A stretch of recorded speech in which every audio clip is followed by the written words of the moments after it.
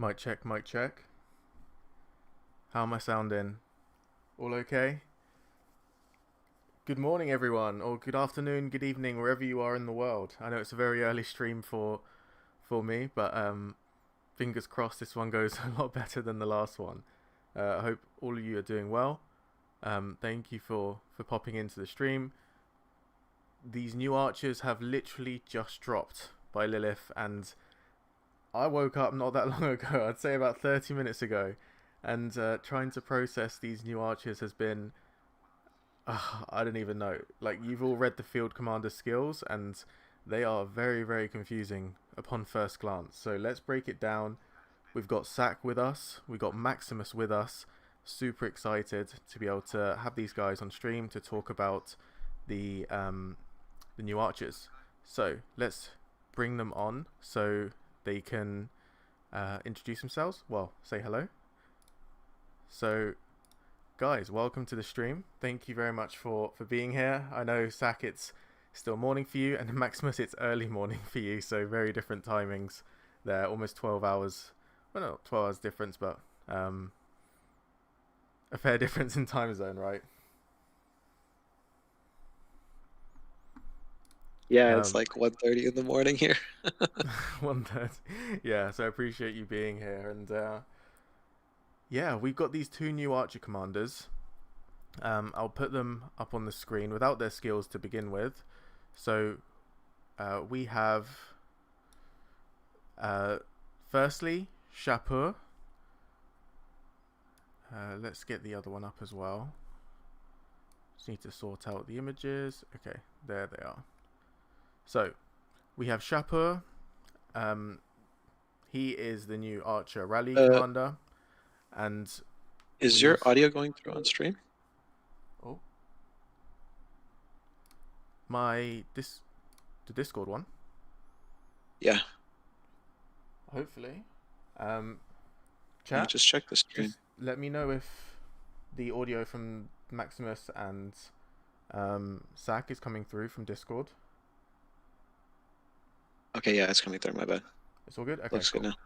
Sweet. Yeah. So yeah, we have Shapur, the rally commander for archers, and we also have Qin Shi Huang, the first emperor, the new field commander. So, did I even sleep? Yes, I did, Ezzy. And let's just say a quick hello to people in the chat. Good to see you all, and thank you for being here. We have Supra, good morning, bonjour. ZK, welcome. Zen, good to see you, man. Thank you for popping into the stream. We have Matt and Ezzy together. Good to see you guys. I'll be with you in a few hours in person. Ara, bonjour, good morning. I think I call. Oh, and Eileen. Welcome, Eileen. Eileen, you can join the VC as well if you want to. But, yeah. These are our new commanders, and we're going to break them down. We're going to start off with the rally commander, because I think this is a nice segue into the two of them. He's much easier to understand than Qin Shi Huang by an absolute mile. So let's start off with him and see what he's all about. So, to begin with, where is his first skill? So we have his first skill here, which is single target damage, which for an archer rally, it's been a while. Henry was the last single target archer rally lead. We've had Asher since then, and I guess you could also say Zhu Liang. But might of the... Okay, the pronunciation has to be good here. And ZK says it's Persian, so to all the Persians out there, new commander, just alongside Cyrus. Super, let's go. Hello, Shadow, good morning. Don't get your hopes too high. Okay, so this rally commander, off the bat, deals additional damage to a target troop every 4 seconds, and that's a damage factor of 800. So, times that by 4, after 4 seconds, you're doing 3200 damage. Now, as a single target nuke, I'm pretty sure that's the highest in the game. Correct me if I'm wrong, Max or Sack. I don't think any single target commander... That should be the highest. Yeah, I think it is the highest. So straight away, it's a huge nuke. I know it's spread over 4 seconds, so you won't see red numbers as high as, let's say, who's a heavy hitting commander now for rallies? I mean, you can even say like Asher. Subutai, probably. You won't see. Probably Subutai. Yeah, but Subutai, remember, is 3 times 1,000, right? Yeah. Maybe we can this go. Guy's 4 times 800, so. I mean, it's kind of similar. Slightly more. Yeah. Skippy does 27 just as a regular, not over time. So it's still higher than that. Yeah. So highest rally damage, we can say, from an active skill point of view. And then if the target has less than 500 rage, it also cannot receive shield effects for the next 2 seconds. Now, funnily enough, who is the current garrison meta that involves shields? Let's scroll down to him, because he's the only one I haven't unlocked yet on this. Oh, I can't even look at his skills. What is this? Okay, hang on. I'm going to swap accounts just so we can look at the skills, because it's kind of annoying not being able to. Just give it a second. But I'm sure most of you will know Tokugawa. One of his main aspects of his kit are the skills that are the shields that he has. But Sack and Max, just how impactful is this as a skill? Because we know the first part is huge, right? The nuke that it's dealing. But how much influence is reducing the target rage, cannot receive shield effects when the rage is below 500? I mean, it basically kills his Tokugawa's shield on this active skill. Since if he's in the secondary, he will always be below 500 rage when he casts the skill, therefore it should not work. It also should not work if he's primary. So basically he loses all his shielding from his active skill. And well, if you get his other shielding effect, his fourth skill, that one can basically trigger every time. So that basically also loses like half of its uptime. So you can imagine that Tokugawa loses like 60% of all his shielding. 60% of his shielding, wow. So yeah, the fourth skill, whenever the garrison receives a buff, it has a 50% chance to gain a damage absorbing mighty shield of 1200, and that's every 7 seconds. So if this procs when it has less than 500 rage, which I'd assume is, well, 500 is about half a thousand, so 50% of its rage cycle, it cannot proc a shield. So you can see straight away the first active skill is a direct counter. It's a hard counter towards the latest, the current meta of garrisons, which is Tokugawa. But that's just the first skill, right? So let's keep going. Humiliation of Rome, second skill.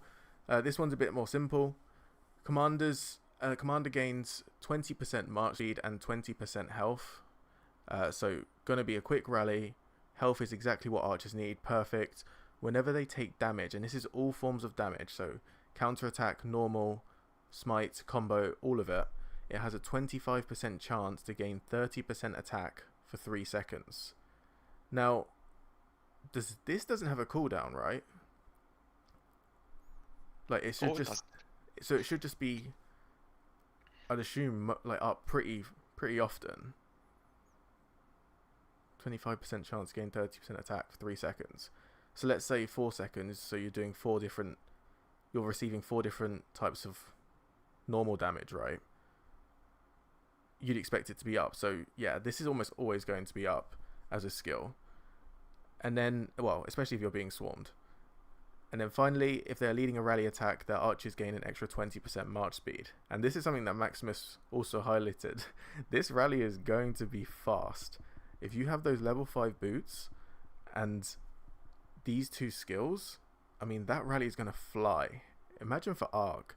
It's going to be faster than your Cav, right? Yeah. So Zoom. Yeah, man. Something that archers probably aren't used to being. They're going to be rapid when they were launching this rally. Let's see what chat has been saying. Gorgo has a shield as well. Gorgo does have a shield, doesn't she, guys? But Yep, it's in her expertise. It's only a small one. let's see. I mean, it also gets reduced or deactivated. So it's even a bigger nerf to the inf garrison. Where's is it? And don't even talk about Hera. Hera is also fucked. If this commander's troop Yeah, has less than sure. 15% remaining, it can gain a damage. Yeah, a mighty shield for 3 seconds. So that can proc whenever it launches a basic attack. So that can proc when it doesn't have its expertise, when it doesn't have its rage, right? So that can definitely be impacted. And like you guys just mentioned as well, It will be. Hera is going to be in trouble. So he's got this mighty shield. He's got another one, doesn't he? It's here. Whenever their troop uses an active skill, it gains a damage mighty shield for 3 seconds, cooldown 8 seconds. Now, the thing is, Hera is usually secondary commander. When a secondary commander, correct me if I'm wrong here, guys, the commander technically has 0 rage at this point because they've already procced the 1000. So when it has 0 rage, every secondary commander will not be able to proc their active skill until, their shield skill until they get to 500 plus rage. So yes, but that assumes that the archer guy manages to cast a skill when the garrison also casts their skills. Like they need to align. Yes, correct. And naturally the skill cycles will alter depending on timing. But that's pretty killer because the meta is always... Okay, well, it's shifted a bit with Tokugawa, but Tokugawa still uses shields. But almost every other competitive garrison in high-level Imperiums or intense KVKs where you have to stuff a flag will have a Hera inside. And to weaken his ability to shield is a huge impact to his success. If he can't shield, Hera's value is... I mean, he's got that AoE, but it's not that significant damage. I mean, I think that rally is going to be completely busted, guys. Like, we've looked at 2 skills, and we can say already that this guy's going to be meta, right? Like, I think there's no doubt. The Hera primary, though, would still have more than 500 rage, right, when it procs his active skill? Yeah. I mean, that's hard to say. So he... Well, he should. Yeah. I mean, he should be okay. You basically spend all your rage the turn before you cast your active skill. So in that case, when he actually is casting his active skill, he should be at 0 rage. So then it doesn't matter primary or secondary. Yes. So both can't. Yeah. Oof. That's a big oof. So when you proc your active skill, you have 0 rage because you've used 1000. Yep, you've used 1000 the turn before that to proc it. Like it always says in the battle report, Commander XY is casting his active skill in the next turn or something. So that's when you spend all the rage. So this rally, that first skill in itself is pretty much busted, right? Oh, for sure. Yeah. Damn. And it's like you really need the garrison to be rage cycling faster to beat out the rally's active skill. I guess Gorgo has an advantage there, right? With her lower rage. Yeah, Gorgo does. Yeah. Oh man. But inevitably back they will Gorgo primary. Yeah, of course. Each some cycles. Yeah, Gorgo's rage cycle of 900, but I mean this archer guy is probably designed to... he's the anti-inf killer. Yep. Right, so they're the first 2 skills. I mean, they're pretty busted in itself. And then let's go to skill number 3. Blessed by the Attash. Whenever this commander's troop deals skill damage, it has a 20% chance to inflict one of the following for 3 seconds. The target cannot receive temporary health buffs. And Zach, you were talking about this earlier. Funnily enough, which commander receives temporary health buffs? It's the Tokugawa garrison. He Tokugawa. loses 20%. He loses all his 20% rage health. Like, there's a lot of tankiness just gone, especially on infantry. So this health skill stacks up to 20%, right? Yes. So 20% health that Tokugawa can no longer receive. Now, that's pretty crazy off the bat that he can't get this. So he can't get his shield. He can't use his health buff. So, I mean, is Tokugawa even going to be a viable garrison anymore? I mean, he still destroys cavalry, and he is still a good counter to infantry rallies. So in that case, he still has his uses. Just archers will be a slight problem for him. Just a slight problem, but for passes where he was excelling, at least in the 2377 KVK just now, I don't think you can put him in a pass. To isolate him 1v1 versus an archer rally, I know you can probably swarm the new archer rally down, but that seemed like a death wish, if you're asking me. But that's a part of his skill. The second part, the target deals 20% less normal damage. Now this is huge because we've got to remember that normal damage also includes counterattack damage. So even for 3 seconds, if you're swarming a target, the counterattack damage it would have dealt is now 20% less. So anti-swarm garrisons like, let's say, Gorgo Martel, just won't be as effective when this guy is rallying against it. And then even worse for Inf is obviously smite damage is boosted by normal damage. So therefore, infantry are dealing almost double. Like, they don't get their counterattack damage, and the smite damage from the skills isn't going to be as powerful. So this guy is built to counter infantry. Like, absolutely built to counter inf. And not just that, anti-swarm garrisons. You're gonna want to use this commander. Next skill, Stout Walls of Shapur. Apologies if the pronunciation is off. But if this commander is leading a rally attack, whenever the rallied army grants a buff, it has a 50% chance to gain 100 rage. And as we covered just a moment ago, in this skill, that attack buff is a temporary buff that it receives. It's not a permanent one, and it's by design. So it can receive this for 3 seconds, 25% chance to receive attack. So every time it receives that buff, it's going to gain an extra 100 rage, so it has its own rage engine, and then it gains a 30% bonus to skill damage, and we already know that it's dealing 3200 skill damage over 4 seconds. So now that is going to be boosted to be even more powerful. So it was already the most powerful active skill, combined over the time duration. And it's just going to get even stronger.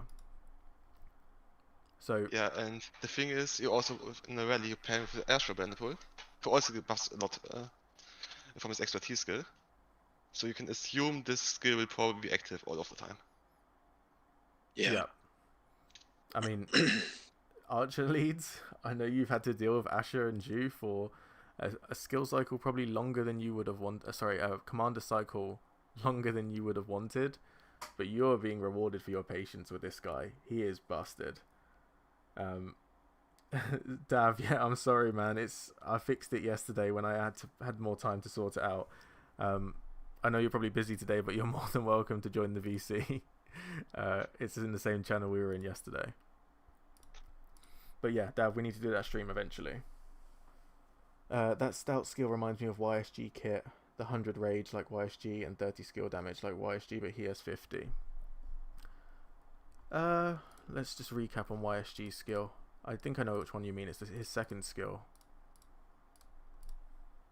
So YSG second skill, when it launches a basic attack, 10% chance to gain 100 rage. Yeah, so it is kind of similar, but this is a 5-second cooldown and only a 10% chance on a basic attack. This new commander gains 100%, it's this picture here, 30% attack, so less attack, but it's every time they take damage, which is going to be much more frequent than every time it deals damage. And then rage wise, whenever they grant a buff, as Sak said, it's going to have almost constant uptime. And then let's move on to the final skill. So all must submit. If this commander is leading a rally attack, whenever their rallied army deals damage, it has a 15% chance to deal additional damage every second for 1 second to 5 enemy troops near the target. Now, Zach and Max, what are your thoughts on this? We'll go to the first half first, because this is the only part related to the rally. So both the expertise and the second skill are benefiting from the fact that the primary skill is over 4 seconds. Right? That gives the second skill 4 chances of the 20% to do the debuff on temporary health buffs and normal damage, and for the expertise to proc. Yeah. Yeah, it is. Like, so it just, yeah, it makes the uptime probability that much greater. So it's like almost like, yeah, the primary skill says he's a single target commander, but you're going to still get a lot of AoE from him to kill those reinforcements because you have a chance every time over those 4 seconds that he's popping skill damage. Yeah, and with the cooldown of only 1 second, like you said, Yeah, with the 4 exactly. different chances, I mean, if this guy's being swarmed, that's going to be permanently up, right? Like, constantly. Yeah, when he's getting swarmed, it's permanently up, and even just when he isn't swarmed, I mean, you deal damage every second still with normal attacks. I mean, 50% chance is not a lot, to be honest. Like, this will, if you only hit with normal attacks and you have a skill damage, you have like probably like 10 to 11 instances of damage every skill cycle. So this will only proc like once every skill cycle. But if you're getting swarmed, this will proc every second. Yeah. So, I mean, 1 second to 5 enemy troops near the target. I'm interested, like, I haven't seen the graphic of the animation yet, but I'm interested what sort of range this has, because one of the best things about previous Archer rallies is that AoE was huge. Asher's AoE, Zhu's AoE, it was a reinforcement killer. So this is exactly what Archers love to do. Even though the damage factor is low, if it's being procced so often, then that would be huge. But one thing I have noticed is the rally seems... I mean, we've got the... Where is it? This skill, which shows it has 20% health. But beyond that, it's doesn't seem very tanky as a rally. It feels like it will go down pretty fast if swarmed. I mean, the normal damage reduction is nice on the garrison. I mean, exactly. But it's very squishy. Yeah. Ara's very happy. Oh, Clay's in the chat. Clay, bonjour, good morning. I'm rolling at my eyes at Dav at this very moment. He's nerdy and mathing for you guys. I know he's with you at the moment, so sorry for taking him away to do that. Yeah, Clay, you can blame me. I told him to get his PC laptop on. Ara knows your pain as well. Don't worry. Sorry, ZK. You might be right. That might be the case, that you just got to swarm him down fast. Yeah, and it makes sense if you're doing that much nuke damage to be anti-swarm as well. It would just be broken, right? It needs to have a weakness. Yeah. Right, let's go back to his expertise, because I think this is what ZK was talking about.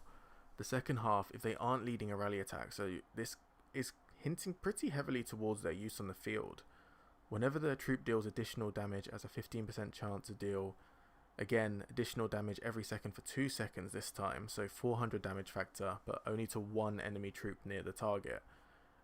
I assume that 1 enemy troop means... Oh no, near the target. No, so that's near the target, yeah. That's a small AoE, so you right? Get 1 AoE. So it's very, very small. But yeah, that's... Oh, okay. But it's a good chance because, again, you're going to, over 4 seconds, you have a 15% chance every single time. Okay, thank you for letting me know, Big Daddy. I've changed the volume. Hopefully it's better now. I've turned myself up and turned the other guys down. Just let me know if that's any better. Sorry, Max, what were you saying? I was saying, yeah, even in the field, it's a good chance for it to proc because the active skill is over 4 seconds. Yeah, exactly. So that could be. So you've got more chances at it. Well, this one doesn't have a cooldown, does it? So. No. Yeah, I mean, it's still 1 second, so it's not going to be like too dramatic, but it's nice to still have some AoE. Right. It's predicated on dealing additional damage, though. So his active skill specifically says he deals additional damage, and this is why Sack was looking for other archer commanders that deal additional damage to see who else has synergies with him Well, the to first two help that come to continue to mind proc. is Cyrus and Ramses, but I don't think you'd rally with either of those, right? Yeah. Even in the field, right? If you're like just trying to proc his expertise more often with the one AoE, then yeah, And all additional damage will help proc that. Sack, who have you, like, when you were looking at archer commanders, who would you say feels like the best pair for this guy? I mean, Rally is obviously available. Asher still. Okay. I mean, you can't really use anyone else with except Asher. Especially since Asher also deals or has increased skill damage. So you really want to be paired with him. Okay. So And yeah, else- Asher's... And like you said, the expertise. Yeah. That procs a buff. Oh And yeah, if you of want to run this course. guy in the field, I mean, it's your usual suspects. Like you can get Swoosh out, you can get Herman out. You can also get Asher out in the field. I think they should all work fine. Okay. What about... So let's briefly touch upon his viability in the field. So his first skill works. It's a huge nuke. Less than 500 rage, so that immediately pops to... Like, immediately makes me think of Alex and his instant proc... Well, his shield skill, right? So Alex is going to be targeted by this guy, and any other commander that is dealing shields or that does shield casting on their skills is going to be impacted by him. Humiliation of Rome, the only thing that doesn't work is the extra 20% march speed, but they already have 20% march speed, so that's not going to be as dramatic as an effect. Number 3 is fine, all works on the field. Number 4, this is the skill that they won't get on the field, so they're not going to be able to get that rage engine. They're not going to be able to get that bonus to skill damage. So there's no skill damage buffs in the field setup, but everything else is pretty much working. So, I mean, the field meta is so heavily AoE, isn't it? That Yes. would this guy be worth using? And maybe the commander we're going to be covering shortly will have the answer, but I don't know if his nuke is going to be enough. It makes me think of Justinian. When Justinian came out, even though he had less skills available on the field, he felt like he was always missing something. And I'm worried that, yes, this commander has an incredible nuke, but I mean, he's got march speed as well, he's got health. I think this guy's definitely more usable in the field, but he's not going to be better than Herman. He's not going to be better than Zhu. For your second Archer March, potentially with Ashur, he could be good. He's still gonna be worse than Asher, I feel like, since it's no AoE damage. And then I guess the question is Shahar, right? Like, because some people are running Shahar Ashur as their second Archer March. Is this guy better than Shahar? And I think he probably is, because he's incredibly mobile. He's tanky. He's got some health. He does a bigger nuke than Shahar.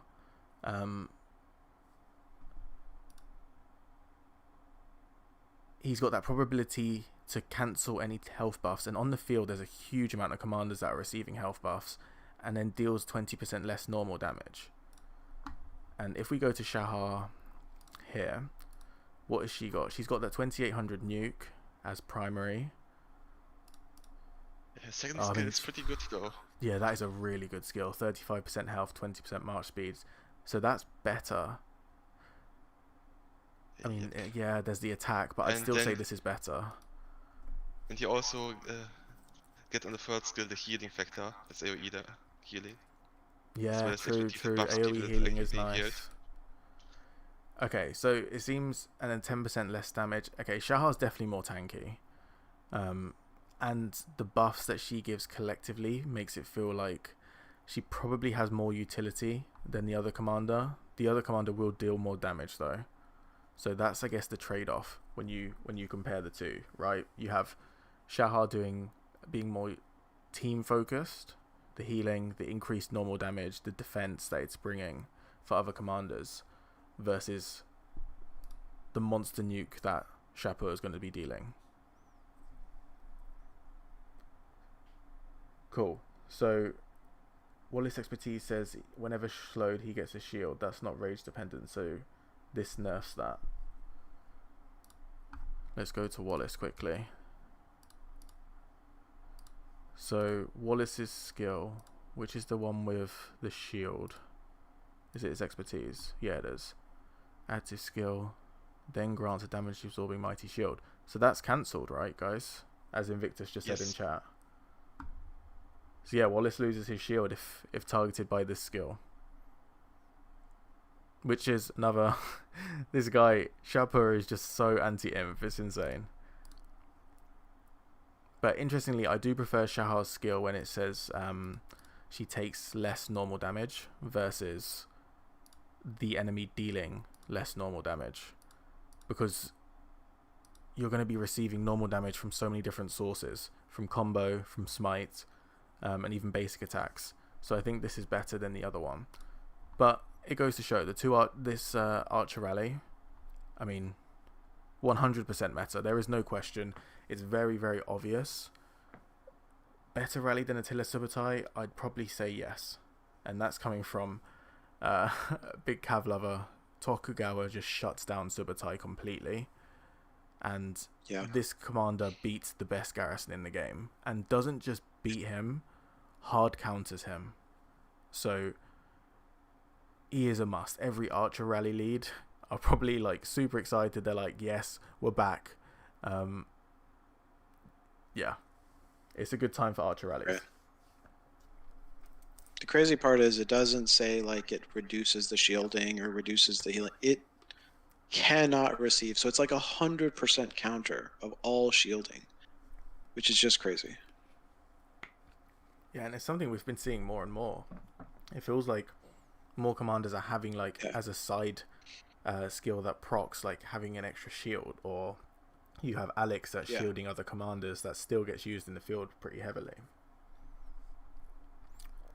Right, that's the Archer Shapur. Immense. I mean, if we were rating out of 10, I'd probably say a 9.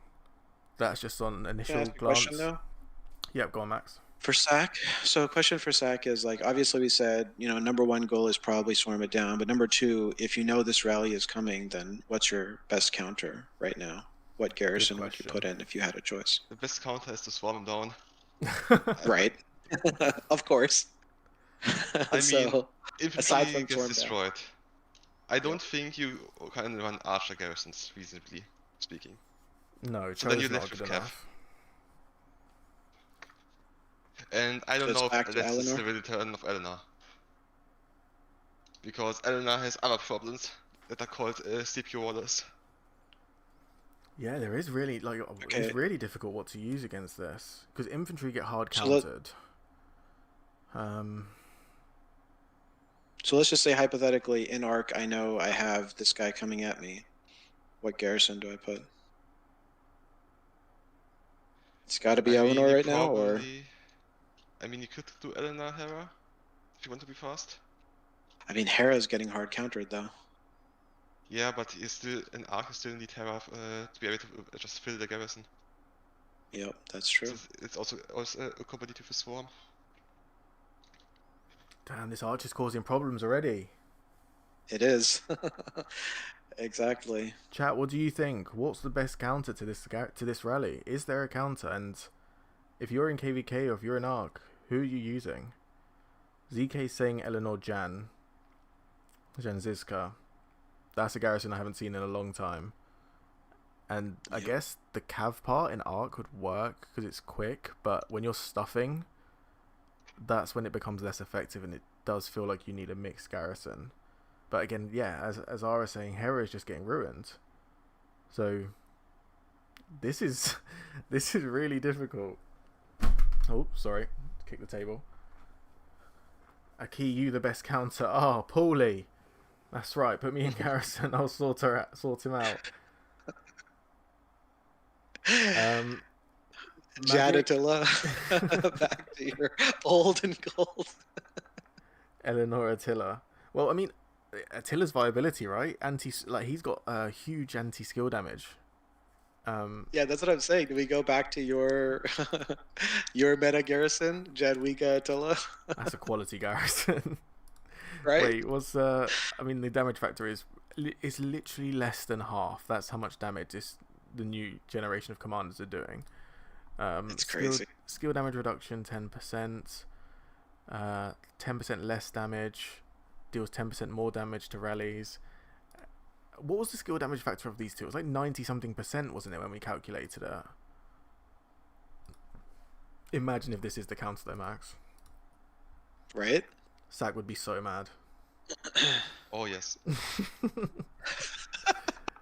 Attila Gorgo? I mean, would Attila Gorgo counter it?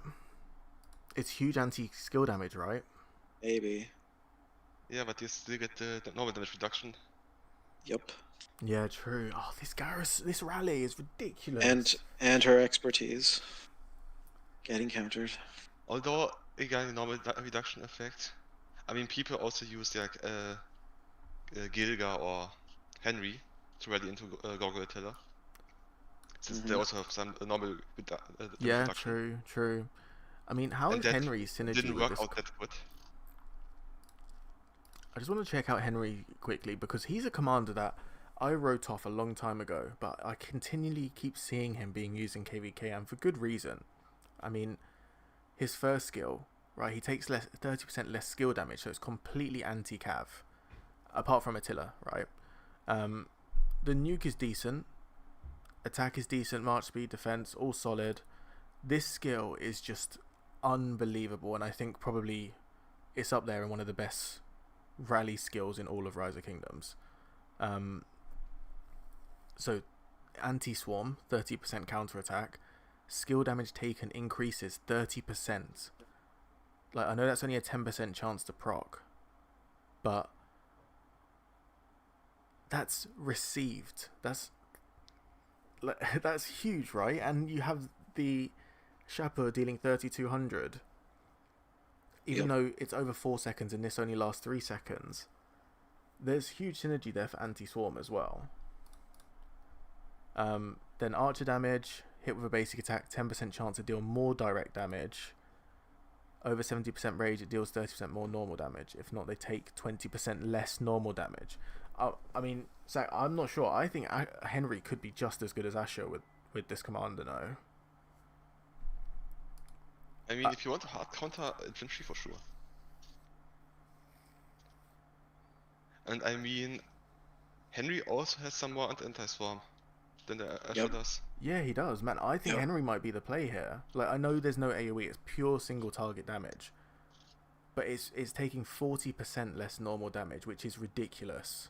That's huge. Yep. It's anti-swarm. It's increasing the skill damage taken. So if you're swarming the structure, not only is it going to be dealing less counterattack damage from the garrison, but it's also going to be taking more skill damage from all sources. Like, this is kind of scary, thinking about what this rally's going to be able to do. That would make it even more challenging in Arc. Henry, Shapur coming at you. Yeah, because I mean, I don't know if you faced...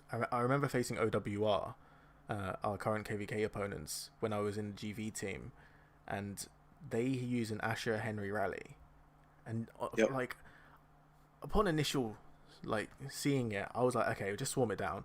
My god, that thing was so tanky and dealt incredible amounts of damage. And this is going to deal even more. Yes, it's not AoE, but surely that's going to burn the garrison even harder because it's fully focused on it.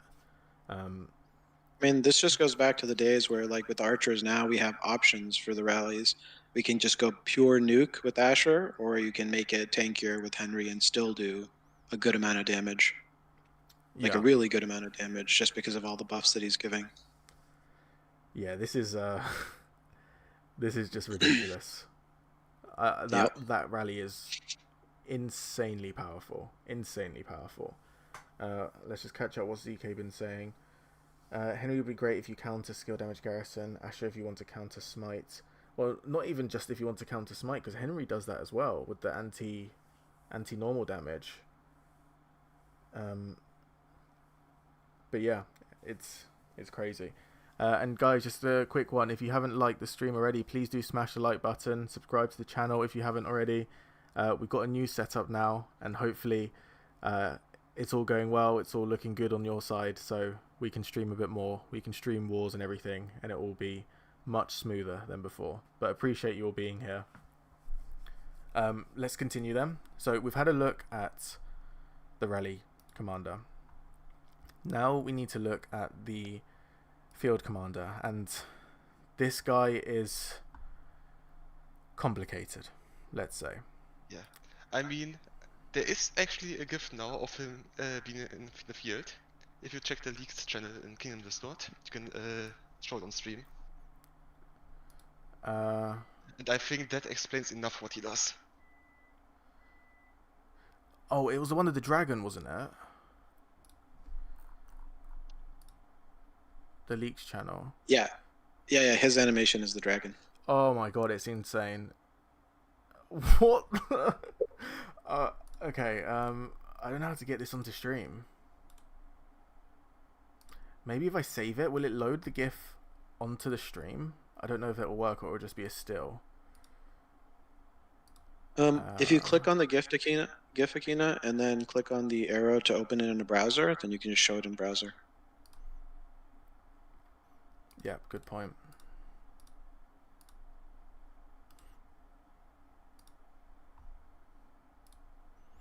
Okay, now let me get the browser view up. Give me a second. Okay, hopefully you can see on the screen. Let's look at this skill, because I mean the quality's not the best, right? The quality's not the best, I get it, but look at the red numbers. We're not even looking at the animation. The animation is beautiful. The dragon flying around, the AoE hitting. How many instances of red damage are we seeing? This is insane. Like, it's only red numbers.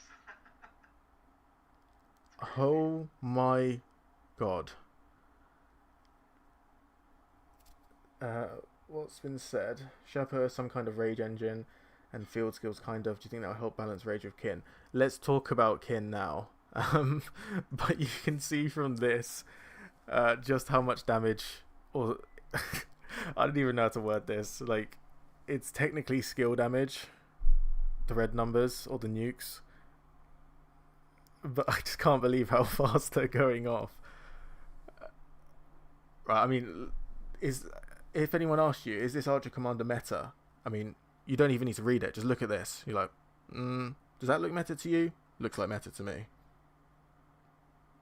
But let's go back to the screen, and just from that GIF, you can see the effect of continuous AoE damage. that's scary. That is scary. Right, let's go back to Right on their active skill, and this guy's doing continuous AoE damage. unreal, man. Absolutely unreal. Okay, this is where I'm going to need your guys' help, because it is a very confusing commander. I may have had some caffeine, but it might not be enough to figure him out. So, Qin Shi Huang. So I guess he'll just be called Qin. The first emperor. 6 states bow to 1 emperor. Now, this, as Maximus put earlier when we were talking, is almost foreshadowing the commander. So let's see why. We'll go straight to his first skill. I'll remove the bit on the right. So 1 conquers 6, and this commander is he's very unconventional. There's nothing like him in the game. It's brand new. This commander's troop gains the Eternal Emperor effect. Now remember that effect, it appears multiple skills for 10 seconds. So whenever they use the active skill, they gain this effect for 10 seconds, and that effect, whenever their troop deals direct damage with a basic attack via the Iron Pierces Bronze skill, so the skill underneath. It also deals 60% of the damage up to 5 nearby troops, reduced by 15% per troop. Now that's Very important word there. Up to 5 other nearby troops, which is why it's 1 conquers 6. Boom. Thank you very much, Maximus. So this commander is hitting 6. I said the same thing, and Zach pointed out the clarification. It's up to 5 other. 5 other commanders. This is the first commander that is hitting 6 targets on the map. No other commander in the game has done this. So, firstly, 6 commanders. But let's see how often this skill is going to proc. But the Eternal Emperor effect is just that itself is huge, right? Maybe it's only 60% of the damage, but let's break it down. Let's keep going. So Iron Pierces Bronze. Whenever this commander troop launches a basic attack, it spends 100 rage. So it's using its own rage that it has to convert the damage into direct damage. So every time it does a basic attack, it's using up its rage and converting it into direct damage. So the red numbers that you are seeing, that's converting the basic attack into direct damage. That direct damage is equal to 100% of their troops' basic attack damage factor. This is confusing, right? What is 100% of the troops' basic attack damage factor? Zach, can you explain? So basically, each turn, your basic attacks, you basic attack a target, and if they're attacking back, you also deal counter attack. Your basic attack damage factor is 200 per turn, which means this guy deals 200 skill damage per turn to a target instead of doing white damage.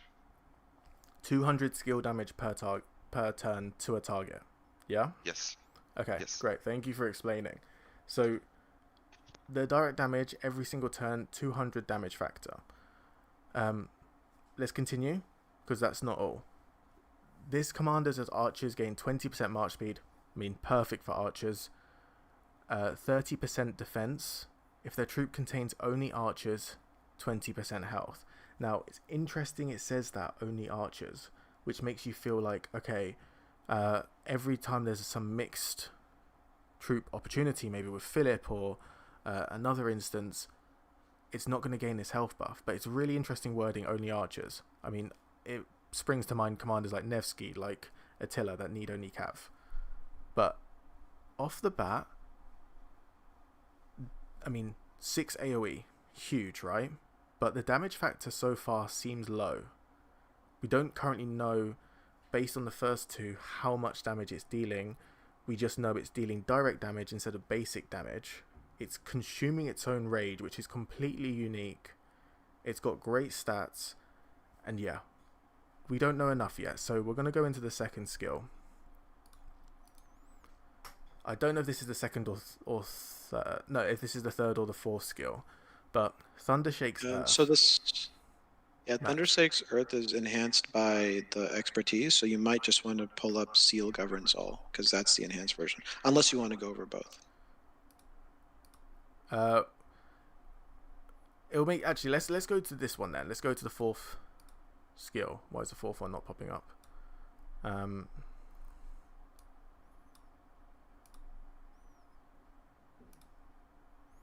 Oh, give me a moment. This one. So, Valor beats Despair. So, we'll jump to this, Max, and then we'll, I guess, do the other 2 together. That seems like it makes sense. Yeah. So, if this commander's troop is attacking a field troop, now, straight away, that feels like... Wait, field troop, non-rallied, non-garrison troops on the map. Okay, fine. And because it means attacking, that means it can't be using garrison, right? So, if they are the primary commander, their troop gains 500 rage upon entering combat. 500, that's half of the required rage needed to skill. So, straight away, you're going to have I guess, ammunition, you can call it, for Yeah, currency essentially. for oh wait, that's the rally guy, we don't want him. There's so many skills. Okay, here.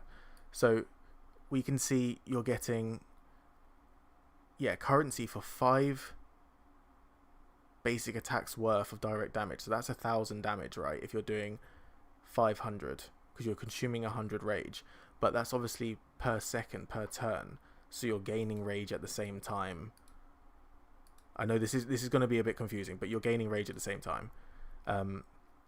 So if we go back to this one, so their troop takes 10% less normal damage. That's just a permanent effect. Great.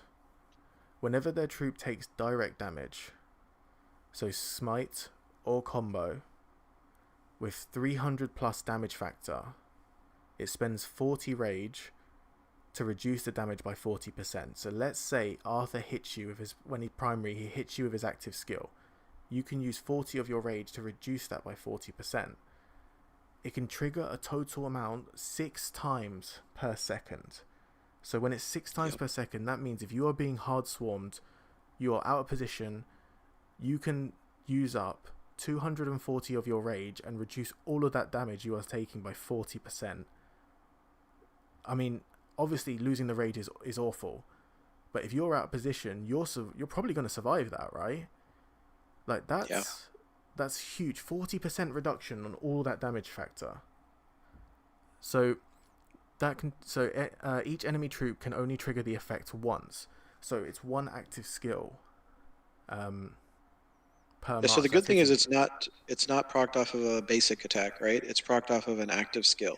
Yeah. So if like you're out of position and you're trying to move back, and sometimes you're just in range of someone's active skill, at least you're countering that. So you're using the rage when you need it.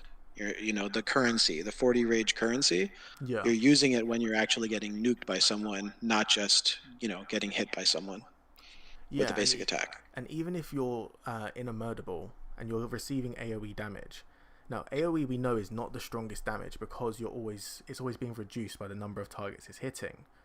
So this is going to only reduce that by 40% more. It's really not good. It's just going to tickle your commander really, and 40 rage doesn't seem like too much if you're in a big murderable fight. It will probably be going off quite regularly, but I can only just imagine the rage bar of this commander. It's just going to be up, down, up, down, up, down, up, down, constantly. You gain rage for your turn, you proc your horns, your rings, your drums, sorry, and then you take damage and all of it's gone, and it's just like constantly moving. Yes, you get 500 at the start, but I feel like based on what we've seen so far, you're just going to be fluctuating between like 60 to 40% rage and just constantly moving. It's fascinating to figure out this commander because there's nothing remotely close to this. But this all sounds great, but I'm still not convinced yet because I just don't know how much damage it's going to be dealing. These skills are amazing. He's clearly got survivability, he's got the march speed, he's got the stats. He's got everything you want in a field commander, but he just doesn't have the nuke yet. He doesn't have the damage output yet. So maybe this third skill, is what we need to look at. That's the second. So we'll look at the third, then we'll look at the expertise right after. Thunder shakes earth. If this commander is in the field and has been outside of your city for at least 10 seconds, so similar to Huo, you can't just city pop constantly with him. It gains the Eternal Emperor effect. Now, for those that have forgotten, Eternal Emperor effect is what we looked at before. I have so many images right now. I'm just trying to get them all up so you can see, and we can compare the two side by side. Okay, so that's the second skill. And then the field 3 skill is here. So the Eternal Emperor skill. So remember, that's whenever this troop deals direct damage with a basic attack via Iron Pierce, it deals 60% of AoE to 6 targets. So it gains this skill for 8 seconds. That's 8 basic attacks worth of this skill whenever it enters combat. So that's straight away. It gains 500 rage and it gains the Eternal Emperor skill when it's been on the field for 10 seconds. This can trigger once every 60 seconds, so once every minute. That's a huge cooldown. Whenever their troop deals direct damage with the Iron Pierce Bronze or the Eternal Emperor effects at either or, it spends 20 rage to deal extra direct damage to all targets and drain 10 rage from them. 200 damage factor. And then what's that? It says waning. After triggering 2 times in a single second, every subsequent trigger that the second deals, 25% less damage than the last, down to a minimum of 25%. So, okay. Guys, I need your help here. My head is scrambled just reading this all out. First, should probably put up the expertise, because the expertise enhances the skill. So the numbers are a bit higher. Okay, so okay, fine. We'll jump to the expertise straight away, then we'll analyze it. Thank you, Josh, for the 2 months. Appreciate you, man. And do you need to max the VIP shot for heads? Let's get to it. But based on hearing Max and Sack talk about this commander, I think you could. You may need to get the heads for this guy. He seems pretty busted. But let's see. Like, the thing that I'm still waiting for is the damage output. So let's read it now. And I'll just move this over slightly so we can see. Okay, so on the right, Valor beats Despair. This is his expertise skill. So if they're dealing damage attacking a field troop, their troop gains 500 rage. Wait, no, Steel that's not it. Governors That's all. not it. That's the wrong one, right? Yeah. Steel Governors all. Steel Governs all, Apologies. sorry. So that's the 4th skill. The Valor beats Despair is the 4th skill. Okay, let me... Oh, I think I loaded the wrong file then. That's why. This is the one. Okay, so Seal governs all. Enhance the Thunder Shakes Earth. So if this commander is on the field outside of 10 seconds, same as usual, it gains the Eternal Emperor effect for 10 seconds. Whenever it enters combat. 8. So 2 seconds more. Same cooldown. Whenever their troop deals direct damage, it spends 25 rage rather than 20 to deal extra damage to all targets and drain 15 rage from them. Damage factor 250. For the So it's 25 rage, but the damage factor is 250, and the drain is 15 rage. So that's what's getting enhanced beyond the additional 2 seconds. Okay, guys, we need to break this down because this is very, very confusing. And I know the whole kit is synergizing with each other, but give me an insight as to what sort of DPS output we are expecting for this guy. I mean, you saw the video. Yeah. It's a lot. To be fair, in the video, he's getting a bit more rage than he should because he's being attacked. Which increases your rage generation. Because he's what? He's being attacked in that video. And as you know, if you're being swarmed, you get more rage. Yeah, true. So it won't look that hilarious in the field. But basically, what it comes down to... He enters the combat, Yeah. and then immediately he gets the 500 rage, and he procs his Emperor effect. Which means for the next 10 seconds he deals AoE damage with his basic attacks. Yeah, got it. Then he obviously has the 200 damage factor he gets every turn from the second skill. And that 200 damage factor will then also get apply the AoE effect from the Emperor effect, which means 5 other targets. Okay.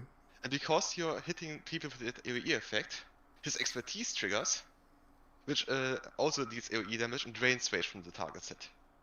Okay, okay. In the end, you will have like about 11 to 16 different instances of skill damage each turn. Each turn? Yes. Yes. Okay, hang on. I'm getting my head around this. So, enters combat, gains 500 rage, and gains the Emperor effect. Then, after... Yeah. Hang on.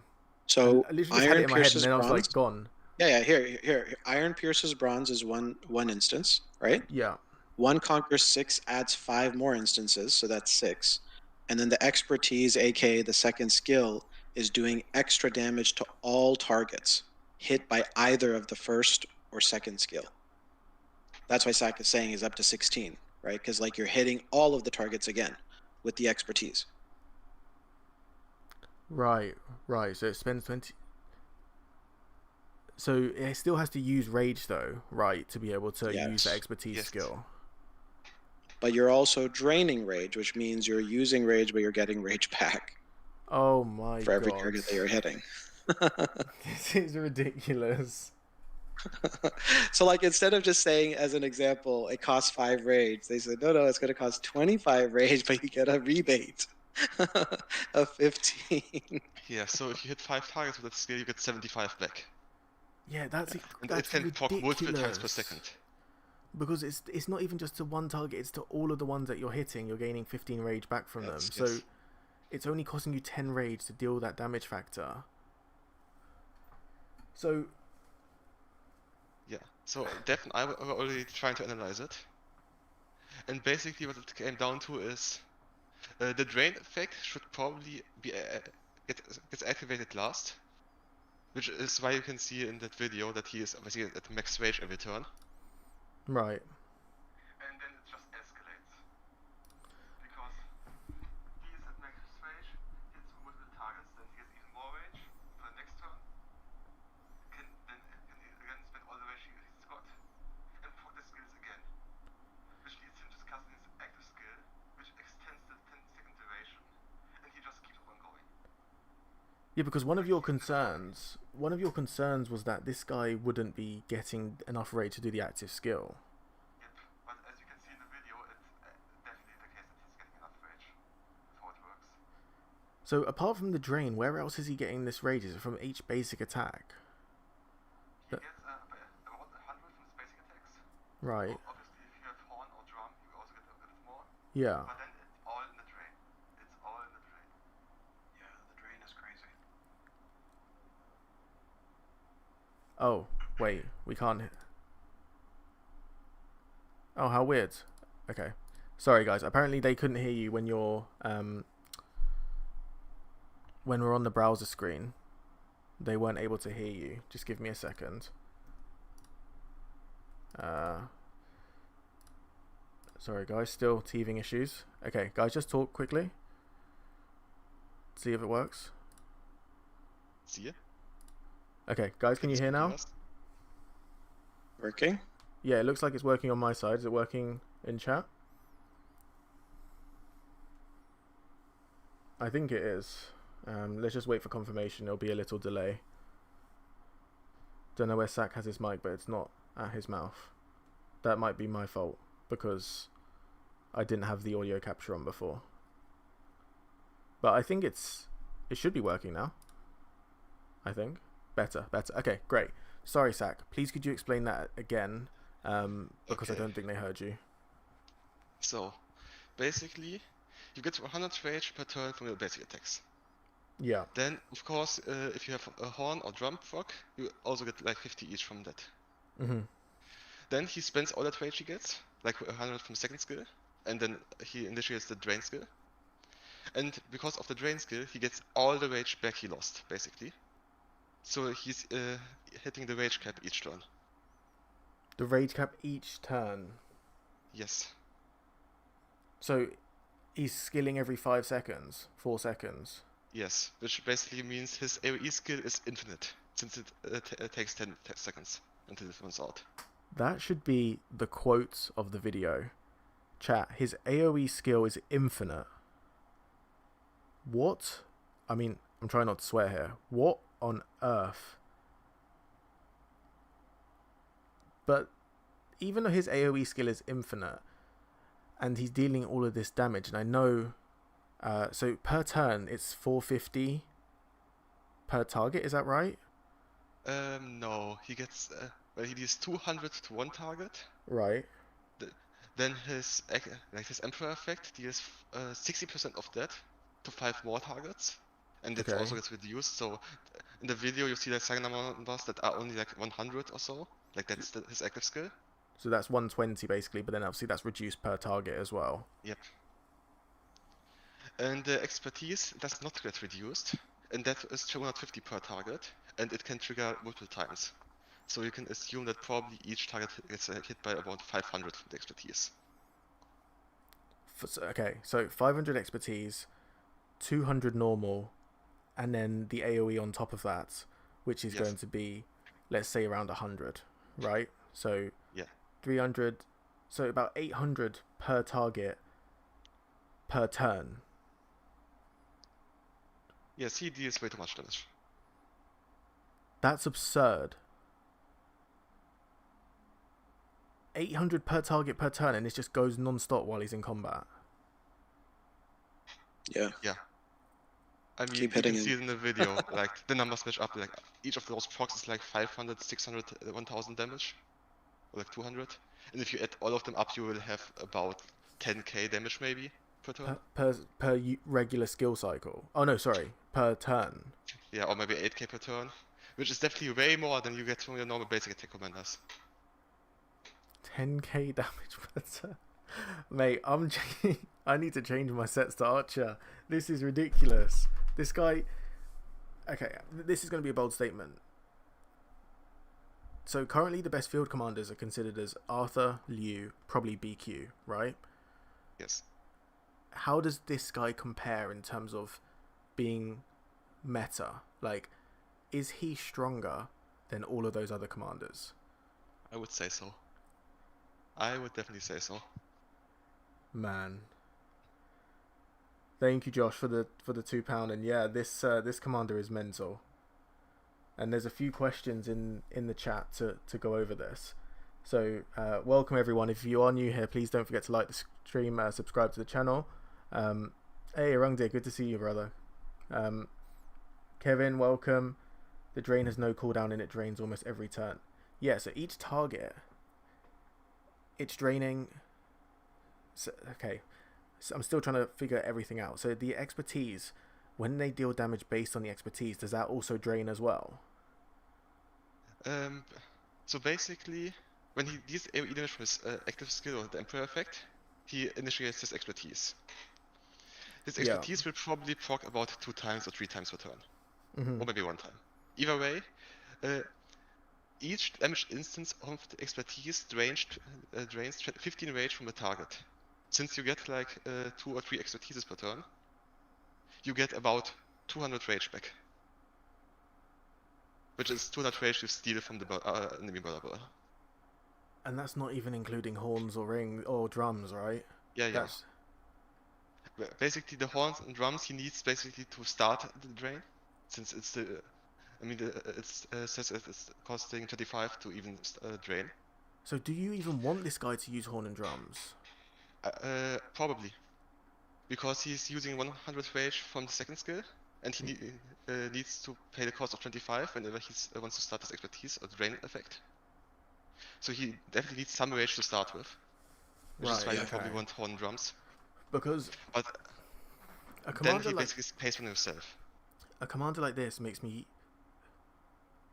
makes me think of the ring, because the ring feels like it's going to get a lot more value because it's being like, it doesn't have to wait for a specific turn, if you know what I mean. It's every single turn dealing all of this damage, so the ring is just going to have the same damage contribution for every single turn, right?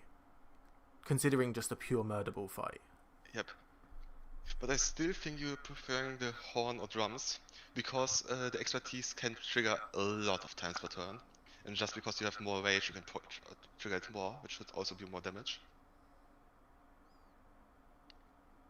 Man. I mean, that's why it said there's the waning effect in the expertise skill, because otherwise it would be way too much damage. But I think you're right. The great thing about this commander is you don't have to wait for an active skill pop, right, to get the benefits from the ring. But like Zach is saying, like, he uses rage so much as a currency that it just seems like more rage helps him continue to just stay active the whole time. Yeah, which makes sense. Oh, I had a question, but I think it's gone. Anyway, we'll go back to it. Will come back. Let's see what there's been a few questions. Oh, someone said something that's very interesting.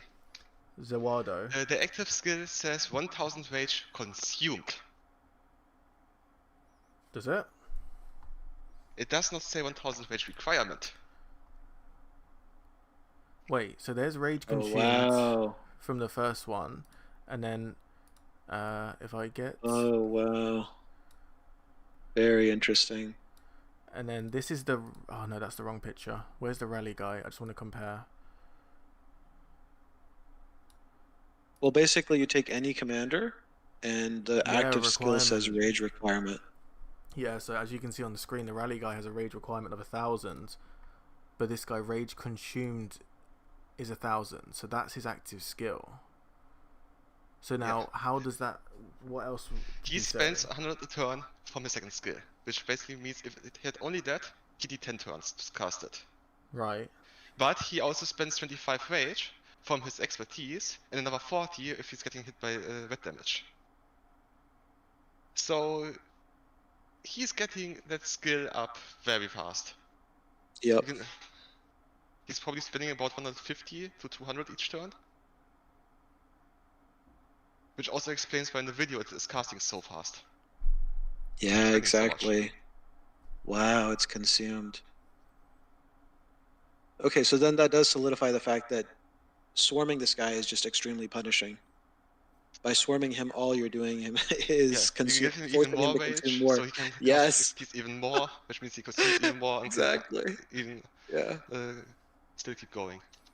Man, So it's like, don't Zawarudo's swarm just him. come in with the spot the sentry there with the rage consumed. No wonder. So that's something that you were initially worried about, Zach, wasn't it? Reaching 1,000 rage, but then Yes. the Mhm. consumed 1,000 is easy. He's that is 100% uptime really of the Eternal Emperor skill. Yeah, which makes it even more important that you stack all the rage generation you can get. So you can, because that's even more uptime than the active skill. Man, now why? Okay, so so we're considering this based on like a pure Murderball fight, right? Murderball v Murderball. He's going to be proccing like crazy, but in the back and forth meta, so Killed was asking about this. How do you think he's going to do? Will it impact him any differently? Because you know we always pull back, reposition, keep hitting. You keep your rage. You hold your rage. Obviously, for this guy, how does it change? Does his impact change in that style, or will he still be just as effective? I mean, usually the problem is if you're going back and forth that maybe you fizzle out and you lose all your rage. This guy does not care about losing his rage because he wants to spend his rage. And also, all of his damage comes from his basic attacking. So whenever you're just pulling back and targeting a march, you immediately get the AoE damage Yep. again. The only issue would be if you're pulling back so far enough that your active skill runs out. I mean, surely not. That's 10 seconds, right?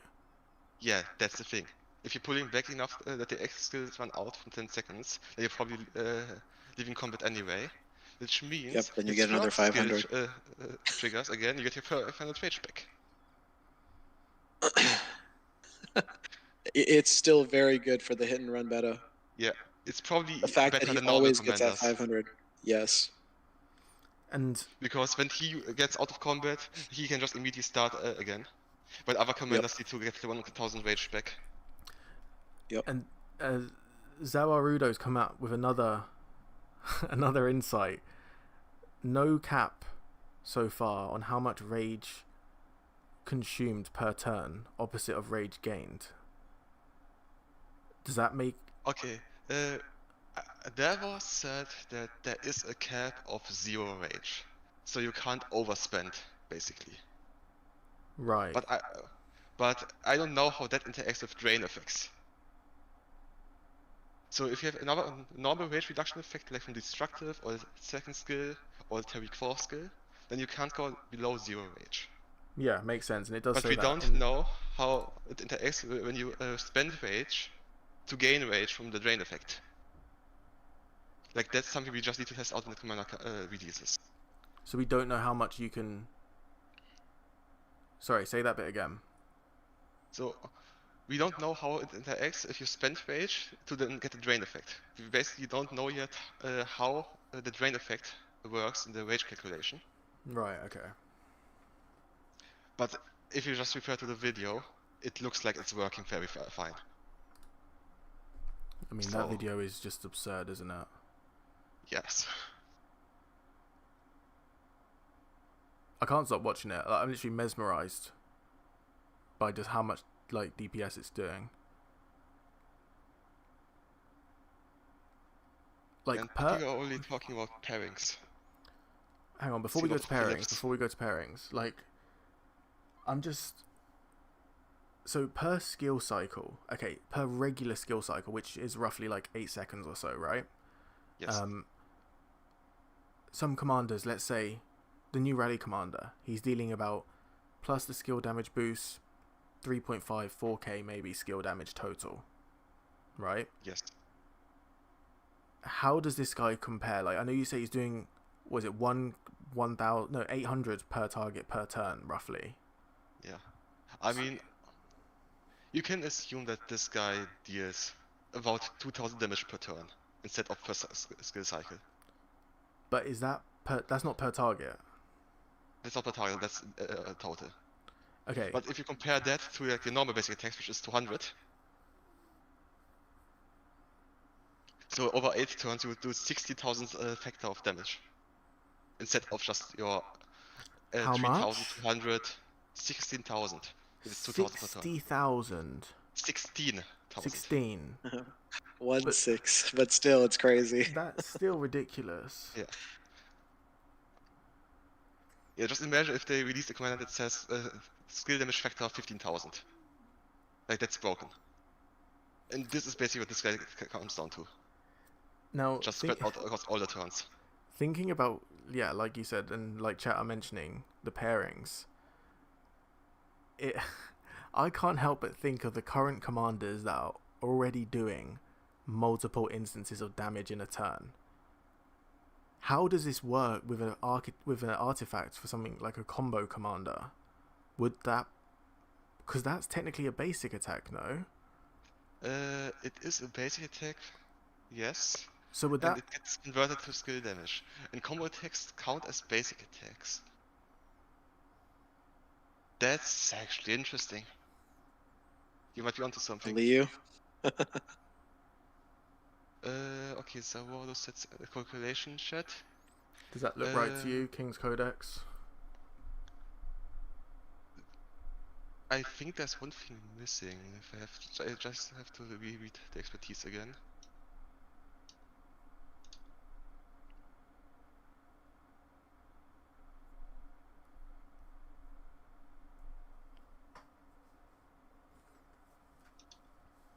Yeah, I don't think it's completely right because expertise says, if I just read it out loud, whenever that troop deals direct damage with Iron Pierces Bronze or the Eternal Emperor effect, it spends 25 rage to deal extra direct damage to all targets and drain 15 rage from them.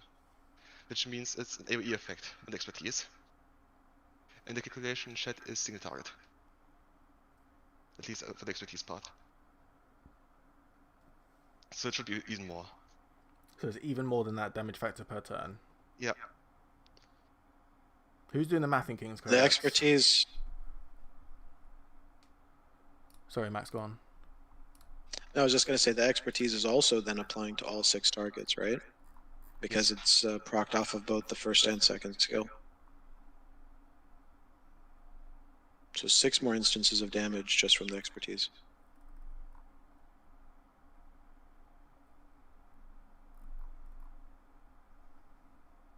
Yeah. No, I don't know what to say. This this guy's I completely hope busted. I hope it's another case with like the initial Tiller release. They just have to nerf him before he comes out. Because it's not Because even I don't like think they can it's release this guy as it is right now. his total damage isn't even close to anything in the game at the moment. It's like double, right, per skill cycle, technical, Yes. right?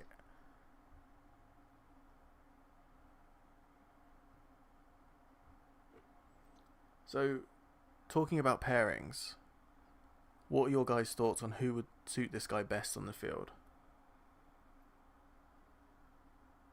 So basically, we looked all the Archer commanders already, Yeah. and there's 2 commanders that stood out to us. Okay. The first one is Zoosh, because Zoosh gets even more rage from his 4th skill and his active skill whenever he hits a target. Hang on, let's And just the other let's just one- bring these up. Hang on, let's do them one at a time. So, sorry, his first. Did you say Zoo's first skill or his second Yeah, skill? Zoosh's 1st skill and his 4th skill. It says his expertise says whenever he hits a target with either of those, he gets 30 rage. And that Whenever they extra do a rage skill, then again fuels the rage generation or rage spending of the new guy. Okay, and then who's the other one you were mentioning? Philip. Right, why Philip? Philip's main issue is that if you're putting him in a secondary, his active skill doesn't really overlap with the active skill of the primary commander. Right, but it's gonna. This new guy doesn't care about that. Oh Jesus! Oh my God! Philip procs, and yeah, he just keeps going, right? Mate, Every single I'm basic laughing. attack. I'm laughing, but I'm laughing in fear. He's getting the Philip of buff. coming up against this commander. So he's going to be getting all of this damage buffs. Every turn that Philip's active skill is active. And this his 4th skill, which is the AoE of 800, the uptime of that is going to be, I mean, yes, there's a cooldown of 3 seconds, right? But 10% chance to deal direct damage. That's going to be like much more likely to proc if he's dealing multiple instances of it. Well, only his initial instance is actually the basic attack, so the proc chance is still the same. Oh, okay, got you. But then if this procs, he's reducing their rage by 100. This guy's reducing each march's rage by what, like 70, 80? Yeah. Like, yeah, and now look at Philip's 2nd skill, and then you see something that's actually pretty good for archers. when it's on the map, As if- 35%. I'm done, man. I'm done with it. Like, As if he needed to be more tanky.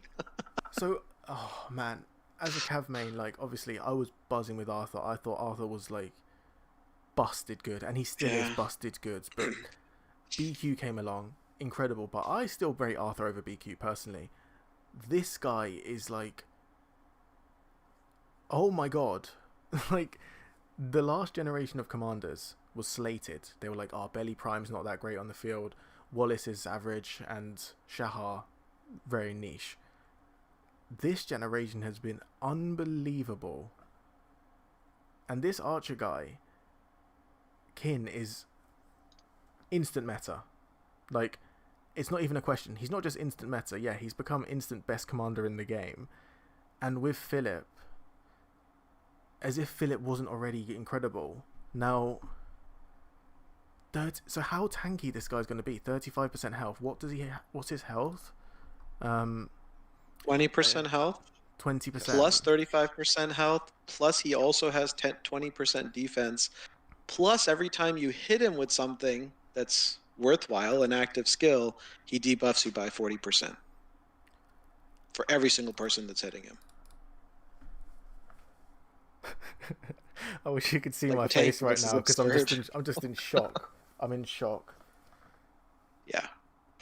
Amthal is saying we're highly overestimating him. So, Amthal, explain why you think he's not as good as we're making out.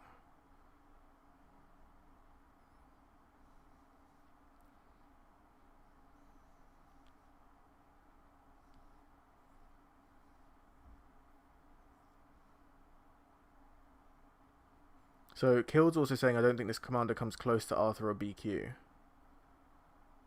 So, Max and Zach, why do you think he would be considered over them?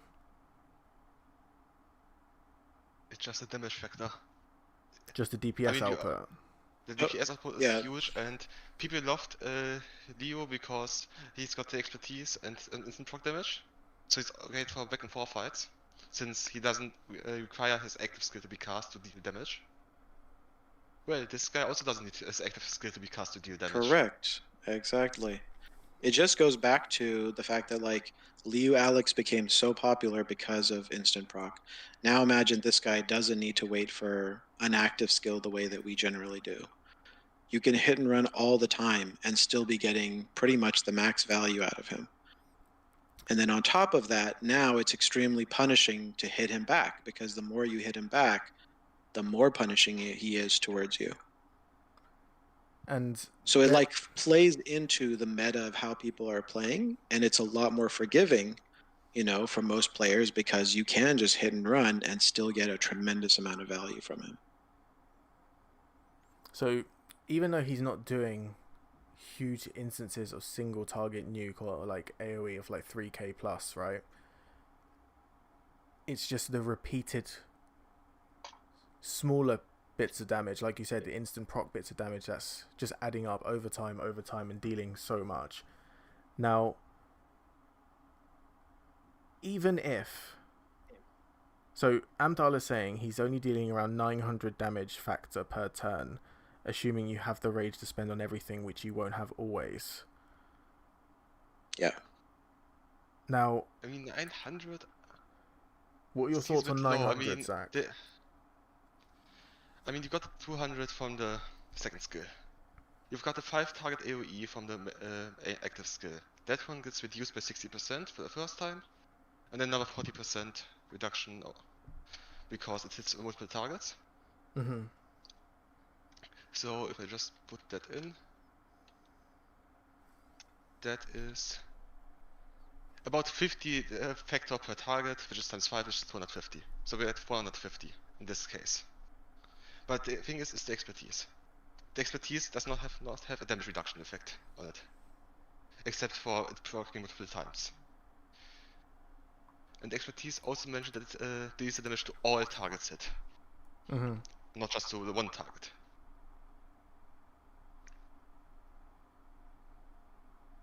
So then what would you say the damage output is closer to? It's a lot of math. I mean, 1500 sounds about right, to be honest. 1500 sounds right. And I mean, it's all comes from the expertise skill.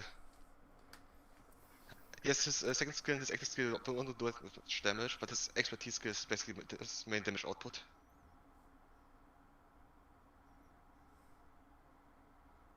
So do you think we're overestimating him? Or do you really think, like... Okay, I guess the question here is, do you think he's consistent enough in the ability for him to get into a system like we're seeing in the GIF? I don't know, the GIF just stopped working now. Okay, there we go. Like we're seeing in that GIF, do you think... Like, how likely is a situation like this? Because I think we can clearly say when he's working at his max potential, the DPS this guy is going to deal out is astronomical, right? Yes. But how often will the conditions be in place for that to happen? I mean, the condition so far only seems to be that he's attacking someone. So all he needs to do is attack someone. Does he need to be attacked to be this effective? Yeah. Or Not really. Since it's rage consumed to cast his active skill, and he already gets his AoE damage from the get-go. And his drain being basically AoE damage and getting a lot of rage. I mean, you can look at the video, and you don't really see those troops attacking back, right? yeah, they're not. They're just standing there. So, which says that he's not really getting swarmed in this case. So you can assume this is his damage output when he's just attacking something. Yeah, I'm not seeing...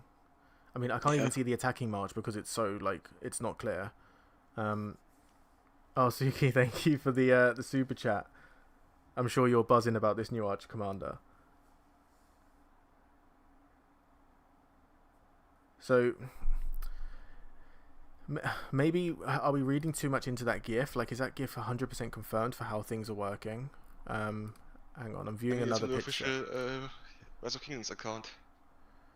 And so far, all the other GIFs they've released of other commanders that are coming out have been very accurate. They've never once released a GIF that was not accurate. I'm going to try and get up another GIF that I've seen. I don't know if it will work though. I hope it will. Give me a second.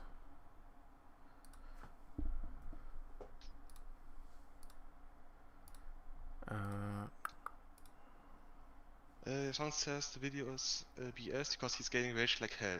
That's because of his expertise skill. This procs multiple times per second, and he drains 15 range from 15 rage from each target hit. And since it's procs, like, let's say, if it only procs twice, he still hits 2 times 6 targets with that, which is already 180 rage, I think. Okay, so this is another So the video rage that I generation, saw. This is on works King's out. Codex. I don't know if it's any clearer for you to be able to see, but yeah, those targets are definitely not attacking it back. This is much clearer. And it's using Zhu as the secondary.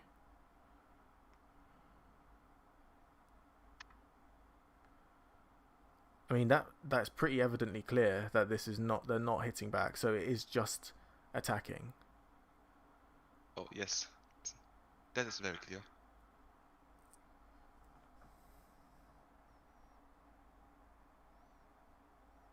So Bark is saying he's pretty confident, 90% confident in the 1500 damage factor. I think the video is because he is gaining rage like hell. But Vex, isn't that the point of his kit, right? Like, he's not even being attacked here. Exactly. He's draining all of these commanders from their rage to continue, like, he's gaining, like, if the numbers are correct, he's gaining like 200-ish rage per turn.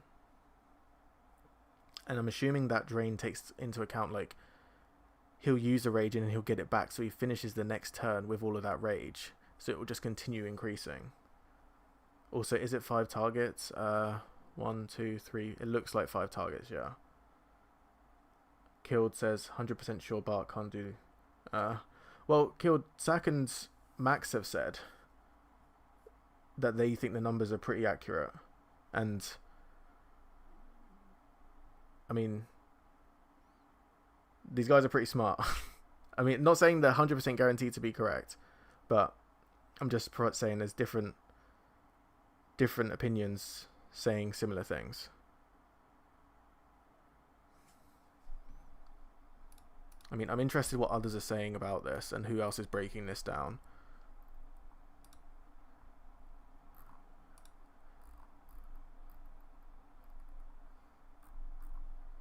Has Dav done any maths, or have we done any more maths about, like, truly figuring out anything more specific? We tried to, and then we noticed that it says rage consumed, so we had to throw everything out. So yeah, not a lot more since that. Okay, so Amthala says, even if you assume 1500 rage, 1500 per turn, the damage output is almost the same over 7 seconds as Zhu Herman. 1500 per turn from that guy alone. Yeah, I think that's the Zoosh- difference, isn't it? Yeah. Yeah. I mean, if you ignore. Zoosh Herman And- deals the 200 damage per turn from his basic attacks, so in 7 seconds that's 1400 damage. Then you've got the Zoosh AoE, it's 2000 to 5 targets, it gets reduced to 40% of that. Which means, if I just put it in the calculator,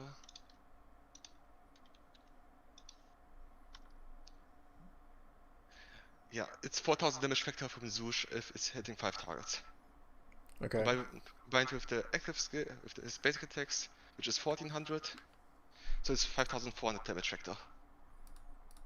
Just assuming it's a Zoosh without secondary. Okay, so I think the big difference also that you're not taking into consideration is that even if it's close, right? You're talking about a scenario where Zooj is getting his active skill off, and now Qin doesn't even need to get an active skill off, right? Just think about the hit and run and how many more times you're hit and running, or people are hit and running versus how many times they're actually getting their active skill off. Especially with pretty much everyone, hyper focusing Zooj as the first march to get off the field. Sak Amthal is saying plus the procs on Zhu and Herman and the skill damage buff. That considers that we are running both Zoosh and Herman. I think it's fair to compare this new guy just to Zuj alone, since obviously Yeah, he's just you one can't commander. compare a pairing to both. No, a pairing to one commander, I guess.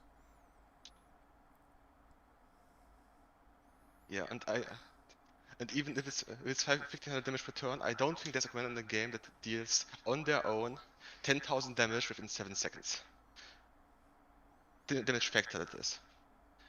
I mean, if you look at your usual single target commanders like that Mirelli guy, that has a 3000 damage factor, and in 7 seconds that's only 1400 more from basic attacks, which is in the end close to 5000, which is only half of that.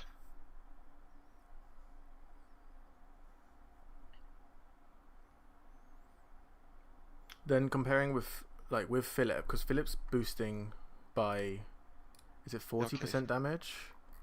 Philip has 30% damage on his third skill, I think, and his active skill is 20%. But the active skill obviously is only triggering for some of the time. For the next 2 seconds, but he can double proc that, right? So he can basically have a 4-second uptime in 7 or 8 seconds. So if you wanted to compare best of the best, though, then why wouldn't you compare Zuj Herman as the baseline to Qin Zuj? Right? If you really want to look at best of the best max damage output. Yeah, that would be the first comparison. Correct. Killed is saying YSG would be the pair because you want the boosted skill damage. Well, you get 50% skill damage from YSG, or a bit more because of the relics. Philip gets just flat damage, which is basically the same in that case. Zuj and Herman both have AoE skill damage. Of course, YSG has a bit more. The thing about YSG pairing is, though, he's got no tankiness really, and no march speed. Which just makes him strictly worse. And I guess Philip's like much more utility. Yeah, but Zuj focused, doesn't. Yeah, Zuj doesn't have march speed either. Yeah, but so if you're doing the comparison, like other yes, 100%, and more defenses. 100%. Yeah, Philip's utility of buffing others in your murder ball, like correct. That same damage output, yes, not consistent, but it's still pretty high uptime. The incredible amount of health that it's providing, 35%, like deals 30% more normal damage, which doesn't sadly boost. Yeah, how would normal damage buffs work?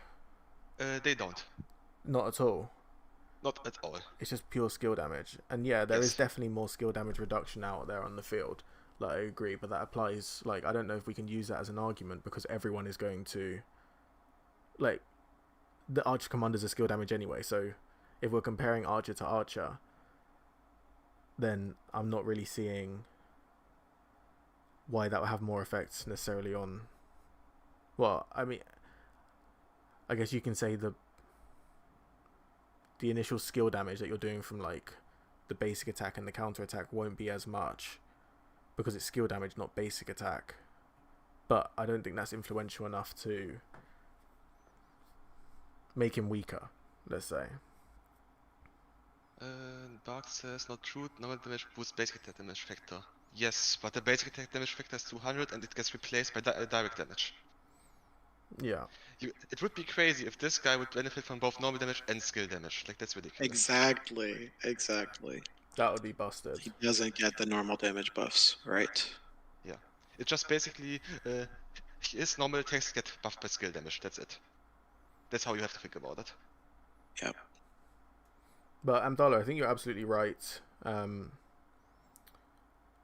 in being skeptical. Like, it's a completely new commander, and definitely, like, this is all theoretical, right? We have no evidence of this in game. All we've got to go off is why we keep watching it is that GIF that Lilith have provided of the skill, and I think it's easy to get overexcited by looking at this because just the red numbers are insane. Even though they're very low, they are very low. There's no hiding behind the numbers.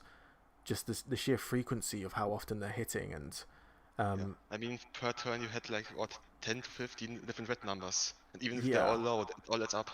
Which is just phenomenal. So yeah, I think we're getting very excited. I mean, the Rally Commander I think is easy to get excited about. Like, he's busted. He's so strong. I don't know what's going to counter him. But the field guy, everyone can use this commander, right? Like, it's not limited to just rallies. And we've never seen a continuous form of AoE. As Sak put, infinite AoE. And yeah, numbers are low. But if you're hitting that much that frequently, and you have someone like Philip behind that's also like providing extra damage, and that pairing feels even better than Arthur Philip.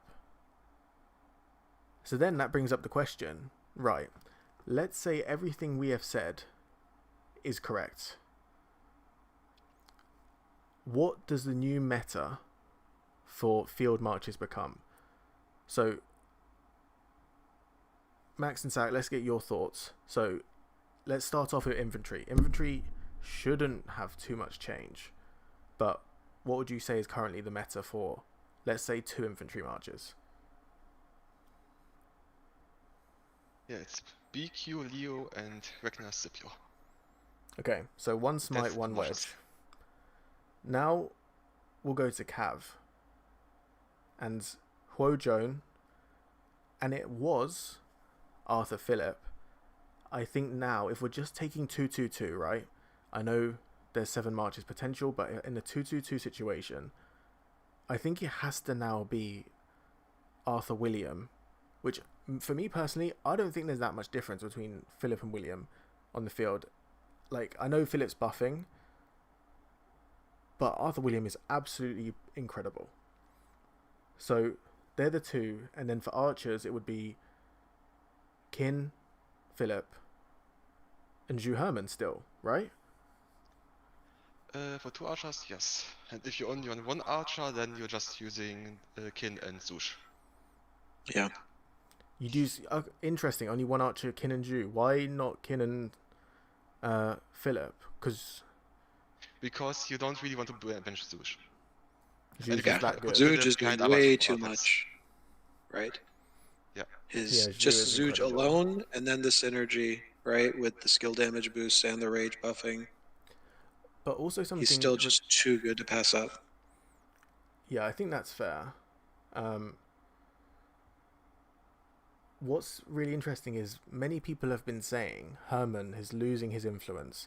He's not as good as he was before because there's just less skill damage on the field. There's more smite commanders, there's combo commanders now, and it feels like previously where 90% of your murder ball's damage would have been skill damage, it's now down to like 60% roughly. Still slightly more for skill damage than the others, but this guy, like, with Herman stacks as well, it will be ridiculous, right?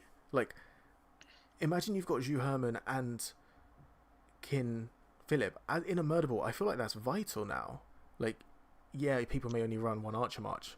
On my 2377 account, I'll only run 1 archer march. Well, I would have, but now I'm starting to think 2 archers might be better than 2 infantry. Or is that too bold? That's too bold, because infantry still has the option of running 2 smite or 1 wedge, 1 smite. And the commanders are just too good. They are. I'm not denying infantry is incredible, but Zhu Herman has been like one of the best field marches in the game for the longest time, right? And that's probably equal to the 2nd best infantry march, which you can say is either Ragnar Scipio or a smite variant. So yeah, a Liu Philip or yeah, or you can do like Leo Wallace, and then you can do BQ, CJ, or Philip, or whatever. Yeah, I mean, so there's plenty of options. is that a fair statement that Zhu Herman is equal roughly to their 2nd infantry march? Or still no? I mean, don't get me wrong, I know archers get caught out of position a lot. I know they're slow, and Zhu Herman has been feeling a bit maybe dated versus other newer commanders. But then when you have Qin and Philip with the 2, and you have Herman stacks going off, Zhu doing all his AoE, Qin and Philip just doing their work now, I don't know, man. I feel like 2 archers is really, really promising after this commander. I feel like we finally gotten to the point where now you have options. Because before the release of these Archer commanders, you're even in a situation where it almost makes sense to run 3 infantry marches and still only run 1 Archer march, right? Yeah. So with the introduction of Qin, now it's like, okay, you have options. If you have, more infantry commanders, gear, etc., then you can lean in that direction. If you have more archer commanders and gear, you can lean in that direction. Because like you said, having those Hermans on the field is only just then continuing to buff what Chen and Zuge are still doing on the field. So Yeah, I it's agree. still insane. But it is like you said, I think we're in an amazing spot. Like, Yeah. how long has it been since we've wanted a truly meta 222 where you know every single commander in that murder ball is quality, and probably Yeah. the weakest one. Well, no, this is going to cause too much controversy. I would say the second infantry march is probably the weakest one now. I don't know. Yeah. I mean, depends on how you do the 2 infantry marches. If it's Rex Scipio, you can say that it's probably the weakest one. Yeah. If you're doing 2 smite marches and you're splitting up BQ and Leo, then not. Yeah, true. Right. BQ and Liu is the best march on the field at the moment. So yeah, when you split those, yeah, I could see that. But yeah, Amthal, I agree. My Ragnar Scipio wasn't as great. Now, there are some artifact pairings going on in the chat. Who would Artifacts are going to be crazy. who would make Qin borderline busted? If he's not already. I'm trying to think, from a Cav perspective, would anyone suit him? Because Qin has to be primary, right? Well, Yeah. Arthur secondary. Arthur secondary would be very good. Because the skill damage, he's got health. I mean, Arthur's nuke is ridiculous, and he's got the ability to cast that skill again, right? Their troop gains, whenever their troop deals direct damage, has 25% chance to deal additional damage every 50% of the damage factor. Whenever it launches combo attack, it deals direct damage. Well, look at this skill. Whenever even though it has 5-second cooldown, it has a 30% chance to reduce all targets' rage by 100 every second for the next 2 seconds whenever it launches a direct damage attack. With Qin, that's just going to go off every opportunity it can, right? I mean, just what if you're using the Arthur expertise? The Arthur expertise with skill damage that just re-triggers all the skill damage procs with less damage. I mean, it's already a lot of red numbers in that video. If you have an artifact in Arthur primary, it will be even more. Yeah, I'm Dollar. I know, I get it. I'm very skeptical about making Arthur archers, but I'm just thinking for some busted, altar march, where you can only run 1 march. That would be crazy. And then what about for infantry? Would Liu's expertise, No. the extra combo attack? How would Liu's that synergize? I mean, it launches an extra basic attack, but it says combo attack, and combo attack says Combo launches attacks or hit. effect triggered by basic attacks. Yeah, so the Louis expertise can trigger the second skill of this guy. So basically, if you put them together, then because of the Leo expertise, you can get a double AoE when it Let me procs. get rid of this. So that would work together. But making Leo an archer commander when he's not even skill damage feels weird. Yeah, true. The smite. So I would not do that. There is some synergy, but no, that feels like a crime. Well, I feel like every it's a crime to move Arthur to archer. It's a crime to move Liu to archer. Honestly, with artifact, you might just run the pure 222 without needing to change anything. Because, I mean, there's the odd commander that if you're not using that quality, you could fit in, but I don't know, man. It's really nice to see there's that many quality commanders to run 222 properly. But yeah, I mean, we've spoken a lot about this. There's so much information on this stream. So I want to just summarize, because we've spoken already a lot about these commanders. So the two that we've looked at, the brand new archers that are coming in. We can start off, again, just a quick recap, Shapur. I think, guys, it's easy to say this guy is going to be meta. His first skill of dealing huge additional damage factor, 3200 over 4 seconds, preventing shielding, so directly countering Tokugawa, and then other shielding commanders like Hera, immensely powerful. The second skill is great, lots of stats, health, and incredibly quick as well. That march speed, rapid for a rally. And then moving on to his other skills, I mean, he's reducing the normal damage that they're dealing, so he's impacting the counter-attack damage dealt by the garrison as well as the smite damage dealt by the garrison. They can't receive health buffs, another counter to Tokugawa.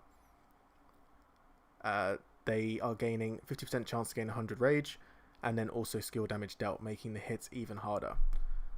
And then finally, for their expertise skill, they have a 15% chance to deal additional damage every 1 second to 5 enemy troops, so small AoE, cooldown 1 second. So that's pretty much going to happen. Well, if being swarmed, it will be up permanently. And then there's also some viability in the field. So the Archer Rally, 10 times easier to understand than the new Field Commander Qin. Yeah. But Shapur, simply put, rally meta, Tokugawa killer. Like, that I think is fair to say. Then going to Qin. Pretty much a Hera killer as well. Hera killer, yeah, true. Because for those that don't know, even the primary commander, when they're doing that active skill, is technically at 0. So are they able to proc their shields? I mean, even then, probably not. So how do you garrison this commander? That could be a story for another video, trying to explore potential counters. Then we go on to Qin. Much more confusing. 6 states battle to 1 emperor, and as we mentioned, the foreshadowing, this guy deals AoE and can hit 6 targets at one time. The first commander in the game to be able to do that. And I need to get this image back in view. There we go. So, summarizing this commander, and this is going to be incredibly difficult, so guys, you're going to have to chip in when I make a mistake. So, first thing to know, rage consumed 1000. It's not rage required, you just need to consume and use 1000 rage. It's all focused around his Eternal Emperor effect for 10 seconds. Well, this is his active, but the Eternal Emperor effect, which means he deals direct damage whenever a basic attack via the Iron Pierce Bronze skill is taking place. He does 60% of that damage to 5 targets, and note 5 other targets.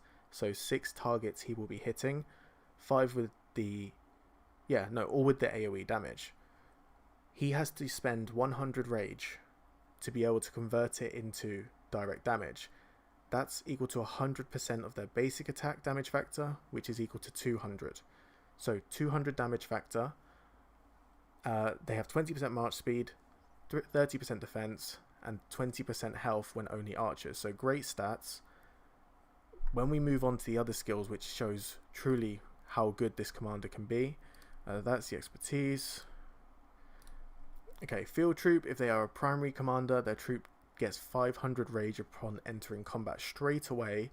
You get almost like ammunition to be able to use your skills and abilities, because you have to consume rage to be able to deal damage. But it's not just dealing damage. Yes, they are incredibly tanky as well. So troop takes 10% less normal damage whenever they take direct damage, smite damage, or combo. So all 3 types, that's greater than 300 damage factor. They spend 40 rage to reduce that by 40%.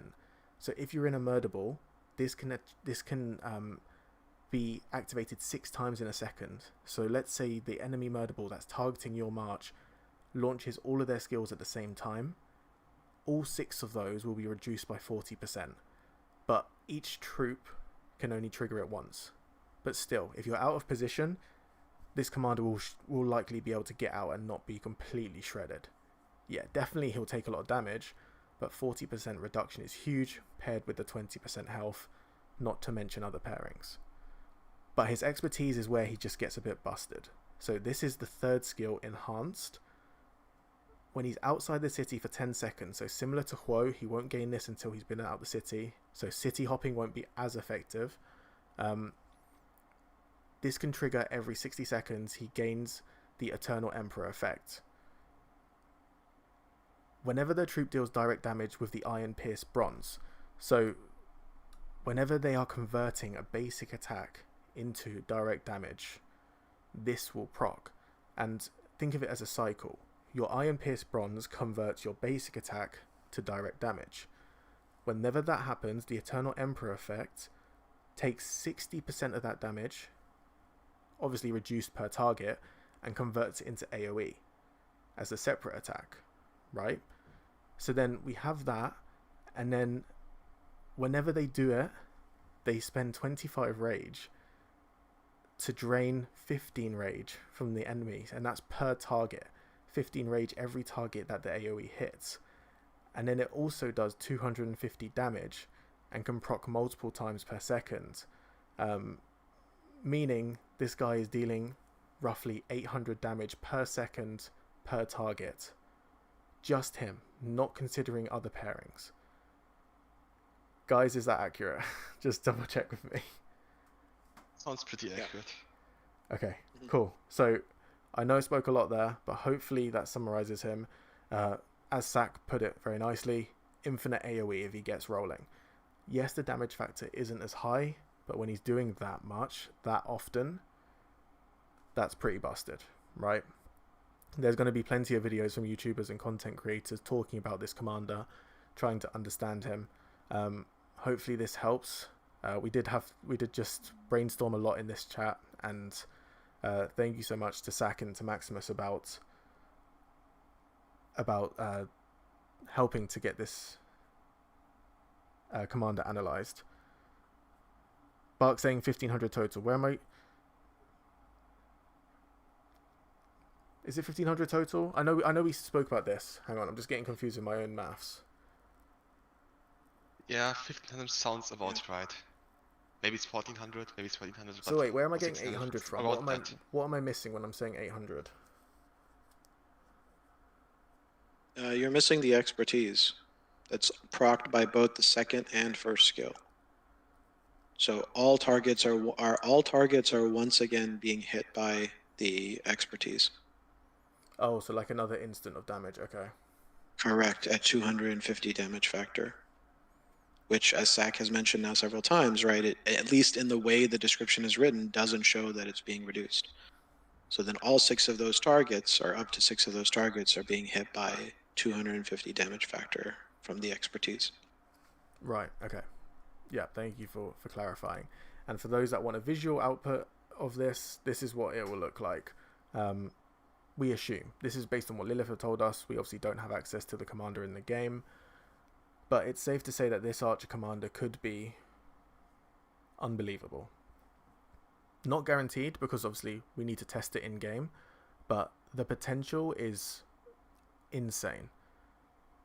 He's going to be dealing so many. His main DPS output is dealing numerous instances of direct damage or skill damage per second per target to a group of up to 6 commanders. Not only is 6 target AoE huge, but it's just how frequently they're dealing that damage. And you've probably seen the likes of Alex, William, even Arthur with their instant procs that are, like, you see your reports, you're like, wow, okay, these commanders are doing great. And a lot of it is due to those instant procs. You see top Imperiums in the game like 960 or C Will talking about the power of instant procs and how not having to wait for that 1000 rage limit or requirement to skill and do your damage is invaluable.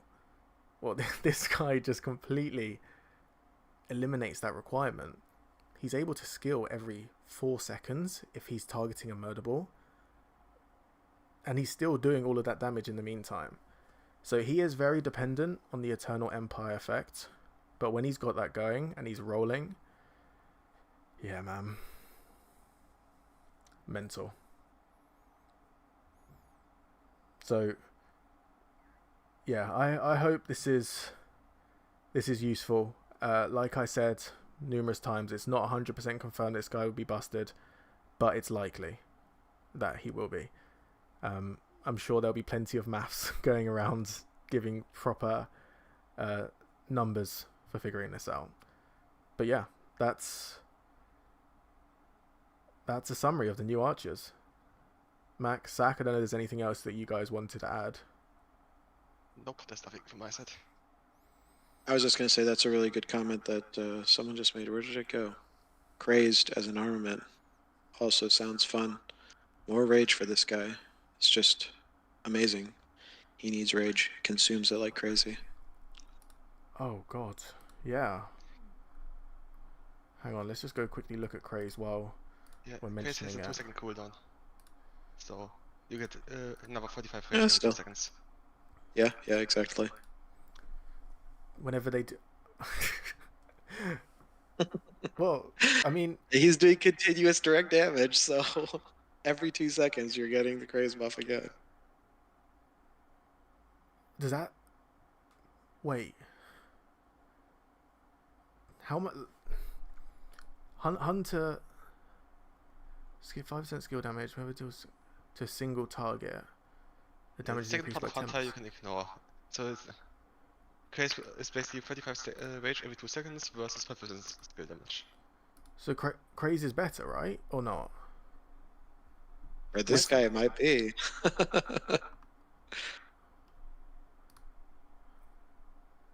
Yeah, but his requirement is rage consumed. Yeah, but if you're giving him more rage to consume, maybe that... Does that work or not? Is that theory wrong? Because I guess they're rage cap, right?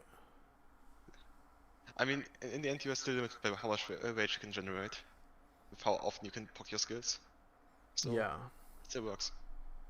The difference though is like where crazed was, was applied every active skill. Now, because it's based on direct damage, and Qin is doing constant direct damage, you're getting it every 2 seconds. It's like a guaranteed 35 rage every 2 seconds. So credit to ZKX, I see it now. He's the one who posted in your chat. So very, very good observation, ZKX.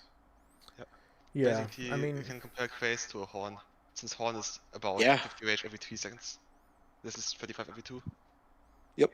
Yeah, so the uptime crazy. will definitely be a lot higher, and yeah, I still think it's needs testing to see whether it actually impact the guy, because Qin's going to have so much rage generation anyway that it may just be overkill and you just want the extra damage from Hunter. So it might not be a point, as Bark says, but it's good to brainstorm, right? Yeah, it would definitely be good to test both of them and see. And ZK was saying the power of Guan to silence him. How much of an impact would that have on this commander?